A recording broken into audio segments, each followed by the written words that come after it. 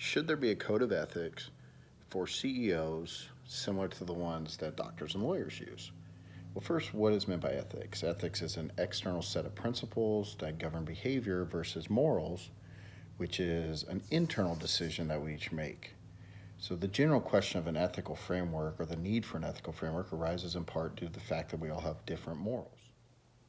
To put too fine a point on it, some people's morals would never let them kick this dog.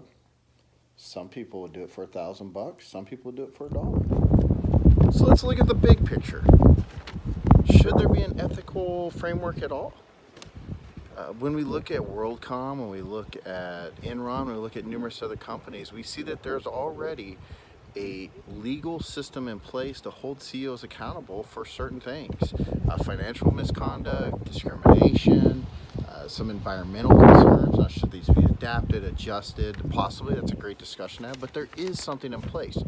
So what we're actually asking is, should companies and corporations be held to a higher standard than just the legal framework that they encounter?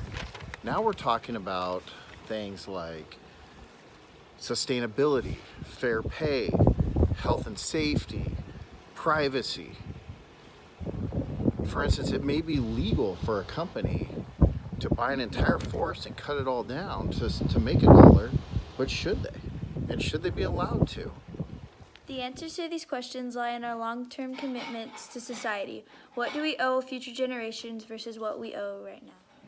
Without a framework in place, there will always be companies cutting corners, risking the long term for the relative short-term gains. We know this is a fact because even with financial laws in place, companies break them every day looking for an advantage.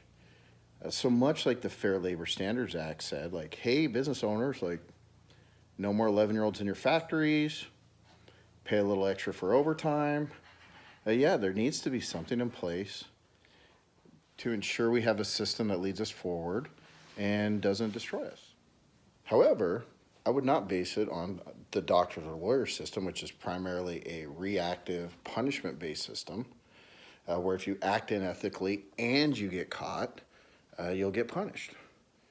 It's far more likely that we could actually put in place and effectively use a proactive reward system that would both reward companies for operating under circumstances, meeting specific goals, as well as helping new corporations connect with and learn how to run these processes in a profitable way. It would have to be a transparent system that would allow not only financial breaks and rewards for these companies, but would also be available to the public to help them decide where they're going to spend their money in the long term.